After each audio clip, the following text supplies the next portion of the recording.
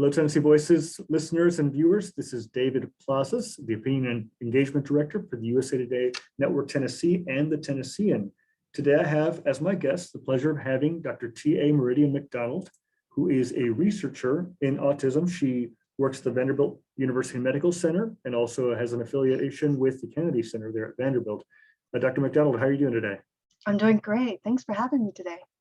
Well, thank you so much again for being here. And will you talk a little bit about the kind of research that you do? You know, before we started the show, we talked about how it differentiates from perhaps some other models of researching autism.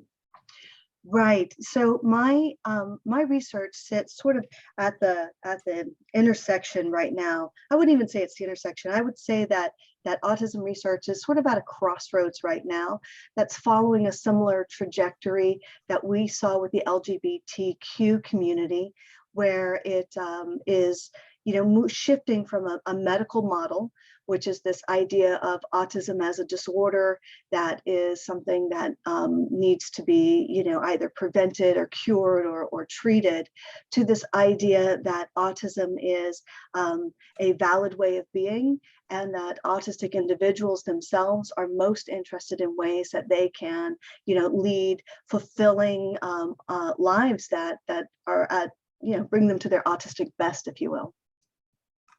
Well, thank you so much for doing that. I know we talked about previously about this being controversial. Why is it controversial?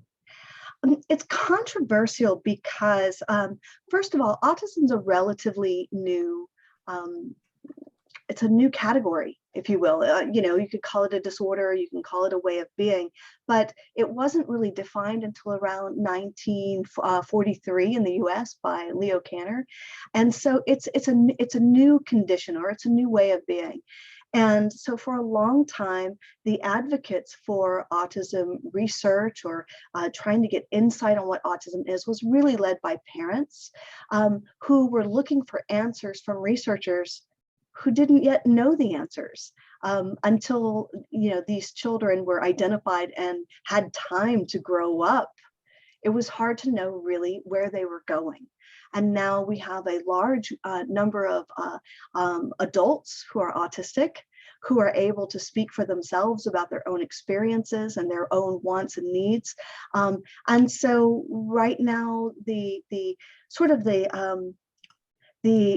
climate, if you will, of the professional world and the research world has not quite grown up with these adults yet. They're still in many ways in this child world where they're looking at, oh, what do we do with these types of behaviors and these types of differences that are having difficulties adapting in schools, or schools are having difficulties adapting to them. What do we do?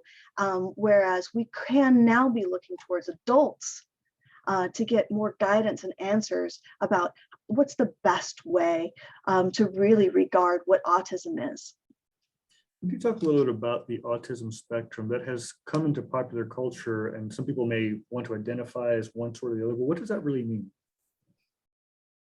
So, autism is currently defined as three impairments. So impairments in communication and socialization, and also in sort of this restrictive, repetitive behaviors and activities. And when I say it's defined, that's how it's defined in the DSM, the Diagnostic and Statistical Manual that researchers and clinicians use to diagnose, mental health conditions.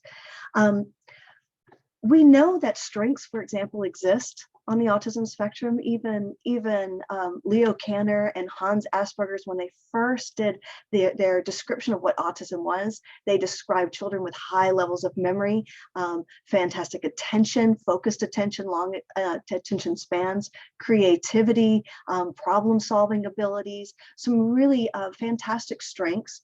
And I'm not talking about like genius savant level, but where individuals have such a strong interest in certain types of things that they become very good at that. And so if you think of typical folks as being, or non-autistic individuals, if you will, as being sort of social geniuses, they like socialization, they're doing it really early, so they get really good at it. But if you're not socializing, then you're doing something else. And so some of these kids who are, really focusing in on objects, or really focusing in on systemizing things, or focusing in on being creative, they're actually honing those skills. And so they're developing in that way. And so what we're looking at is that we have primarily a research and clinical community that has ignored strengths since really right after autism was described. They just focused in on what's not going well and didn't focus in on what's going right. And yet we have the individuals themselves who are like, I have strengths.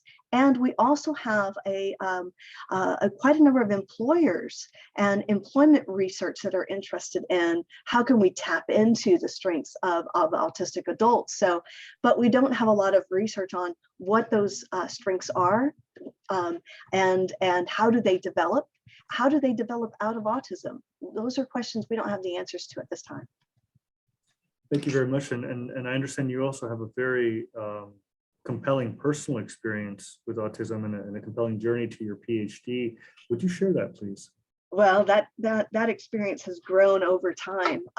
So the first experience that led me to really become a researcher in autism was my son's diagnosis. So he was diagnosed when he was 2.5. And at that time, there weren't a lot of experts. There were experts, but there were mostly experts in describing what autism was. And at the time, for example, when he was diagnosed, I was told that I would need to start planning by his developmental pediatrician, that I would need to start planning for his eventual institutionalization. And that was in 1997. Autism had really, Asperger's had just been put into the DSM fairly just right before that, the year before my son was born in 1994. And the understanding of autism was really in its infancy. And at that time, I'm like, this can't be all there is. And I was reading all the books, I was reading all the research, and I decided, I was at that time, I hadn't graduated high school, I had a GED, and I decided to go to college and pursue a research degree in autism. Wow, that's just absolutely amazing. Just that from that knowledge and from the desire to as you mentioned before, let your son live his best life. You pursued this. That's absolutely incredible. Now I want to thank you for sharing that. And it certainly going from someone who's just starting to read to someone who's a researcher. How was that journey going into the doctorate, and also working with peers who maybe didn't have the same perspective as you when it came to how to look at autism? Well, I was certainly a round peg in a square hole in many ways. In the process of going through higher education, along that route, my mother she contacted, to be honest, we were estranged, and she contacted me, and she was diagnosed with autism. And since researching autism, coming really well versed in it. I remember when my son was first diagnosed, my father told me that there's no way that my son was autistic, and I use identity first language, which is autism affirming language. Rather than person first, which in the adult world with autism, that's coming to be viewed as more as a medicalized way of looking at autism. So my father felt that my son was definitely not autistic, and that his reasoning was because my son was just like he was when he was a kid. But my father had learned language quite late. He didn't start speaking until he was 5. And my father did all the same types of things that my son had done. And the common sense wisdom was that, he'll do that when he's ready. He's a late bloomer. Those were like the common sense wisdom of the time when my father was growing up. He was 7th of 8 children by the time his mom, I think, got to him. She was like, it's fine, he'll be fine. They all turned out okay, he'll be fine. And he did turn out pretty well. But my father meets the profile of what we see in autism. So he's had quite a number of jobs. It could be described as employment instability, but ultimately what it worked out to being is that he did best as his own boss. That he was best as boss, that his employee relationships or employment relationships were better when he was the boss than if he was either an employee or as an employee or even as a coworker. That's quite different. And so over time, I used to refer to my household as the kind of like the Munsters. We were an odd group. We weren't well-to-do enough to be the Addams family, but we were more like the Munsters. And my mother, I used to describe to people as being, I used to say, she's social deaf. So you'll meet folks who are tone deaf. Well, she's not going to get your jokes. She's not going to respond like you think she will. And I used to always have to explain my mother to folks before they met them, and explain my father. And later I had to explain myself a lot. And so I also have a very unusual childhood and unusual path to everything. So it wasn't long in my research journey that I came to the conclusion I'm, multiply neurodivergent. I had also been diagnosed with dyslexia and dyscalculia and dysphagia while I was in auditory processing disorder, and really kind of the alphabet soup that we see of diagnoses, the sort of every kind of diagnosis thrown in. While I was in school, autism would not have been something that would have been bandied about for someone like me. And so it's very interesting to go along this route and discover that I'm a multiplex family where we have many members who are, on the autism spectrum, so to speak, or autistic, as I would say. Well, thank you so much for sharing that. What an incredible journey. And before we continue on this path, I always like to ask my guests around the middle of the conversation a little bit about how they're doing to cope in this time of pandemic. The show started at the emergence of COVID-19, and now we're entering the third year of this. So I would like to ask, what are you reading, doing, watching, just to keep yourself healthy and well? Mm-hmm. Well, for one thing, I've invested in, I have them here next to my desk. I've invested in a number of mask covers. You could say I've collected them to kind of make the whole pandemic fun. In some ways, it's interesting because the pandemic has sort of kind of created the world to be similar to the world of a lot of folks who are autistic. So if you think a lot of that social distancing that's taking place, doing a lot of virtual and interactions, this is kind of creating, and if you will, normalizing autistic interactions and ways of being that autistic people are living all the time. It also affected my research quite a bit. So in-person research was shut down, and all of my research has gone virtually. At this time, I have a massive online study project, the Spectrum for Life survey project, and people are welcome to participate in that. But it's a kind of a nice thing to do during this time when we're at home, we may be limited. There's still ways that we can, interact in a way that can improve outcomes and improve our understanding of other things in research, like the autism spectrum and autistic people. The other ways that I'm staying healthy is all of my family members have complex healthcare needs. This is also common with the autism spectrum at large. Higher risks of every major chronic condition is really common on the autism spectrum.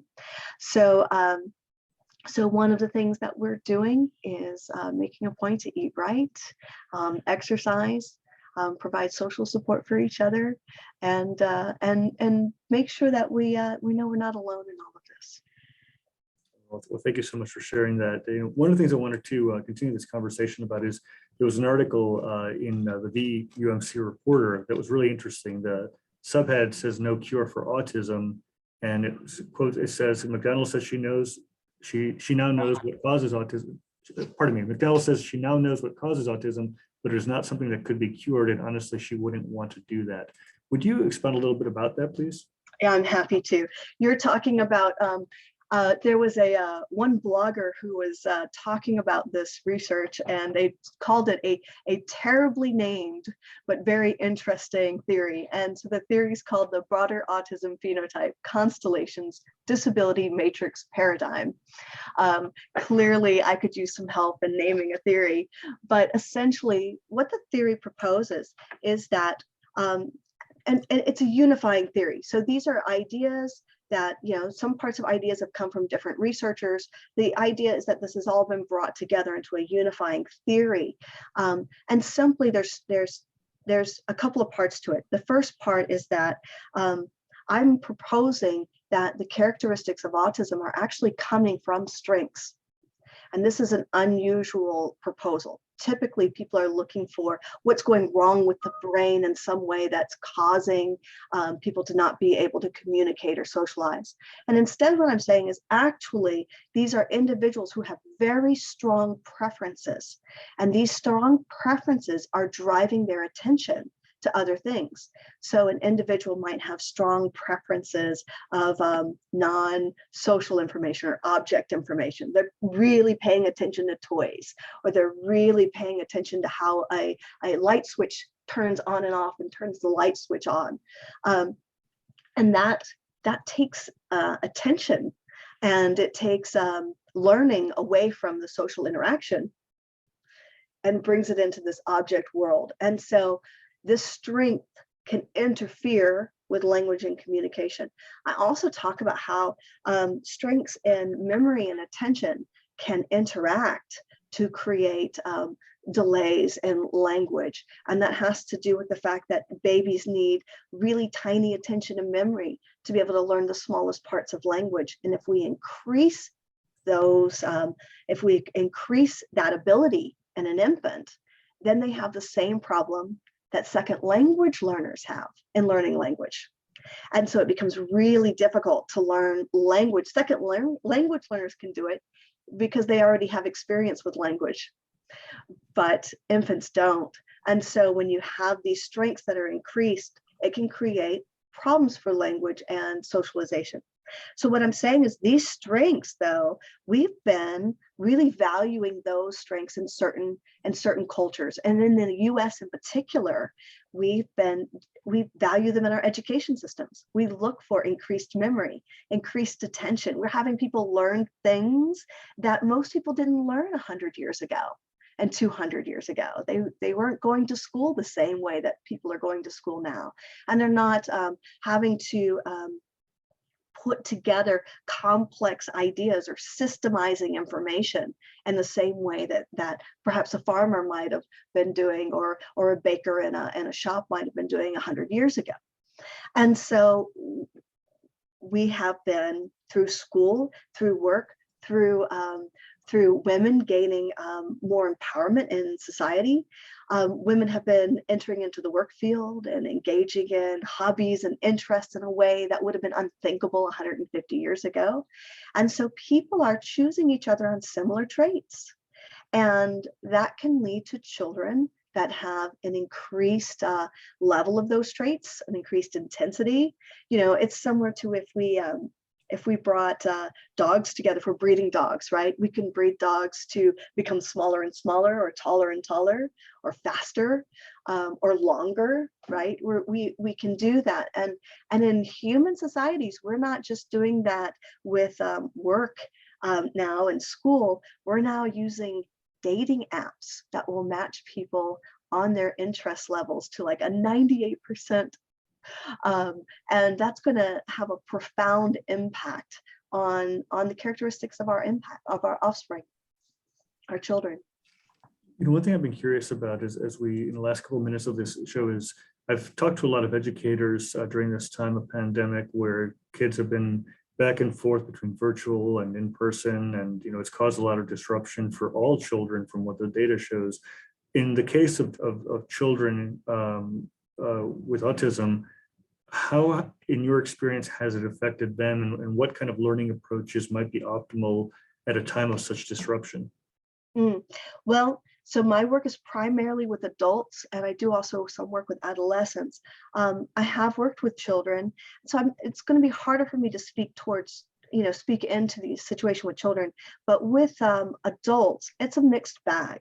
So on one hand, many adults really, would prefer this online format, but I've talked to college students, and one of the things they've talked about with Zoom, for example, is if meeting eye contact was difficult before, having 10 to 30 faces staring at you it can create intense levels of social anxiety. The other thing that happens on Zoom in particular is the feeling that you're always on people are noticing you. If you're in a classroom, all eyes are on the professor, and you don't really feel like everyone's looking at you, or even at the professor specifically looking at you. And Zoom gives that feeling of being on stage. And I think everyone has felt that. There's even that phrase Zoom burnout that people have experienced. So on one hand, there's sort of this increased social pressure, but there's also, in many cases, a lack of social support that they might have had. It can be even more isolating to be doing everything online. Sometimes, when you're in real life situations, even if you're socially, you may not be the most outgoing, or you are outgoing, there are opportunities to kind of meet people who are like you or who vibe with you that it's much more difficult to do when we have these very closed Zoom. You don't really bump into people in the hallways. You don't, people aren't going to notice, the buttons you have on your backpack, or notice your snazzy socks that you have with your business suit, right? And be able to comment on it and create those social connections. So in some ways, it's gotten a lot harder that way too. Well, thank you very much. I appreciate it, Dr. T.A. McDonald. I want to thank you for being my guest today on the Tennessee Voices podcast. And before I let you go, I always like to ask my guests if they would leave our audience with some words of wisdom to help us get through this challenging time. Well, I would suggest one thing is, we are living, I think, in a really fantastic age. For the most part, we might be living in one of the best times in history. In all of our history, we have, in many ways, more resources available to us now than has ever been available. If this pandemic had hit the way that it is hitting us before the age of technology, I think that this would be much more difficult to get through. And so I do think that taking time, even as we are aware of the difficulties that we face, and knowing that the challenges that we need to meet, taking time to also be really aware of all the amenities and all the things that we have, the resources that we have available to us, and taking a minute to be grateful for that can really kind of help us maintain hope and keep going on. Thank you very much, Dr. McDonald. May you stay well and healthy. And again, I'm grateful for you joining me today on the show. Thank you. It's a pleasure.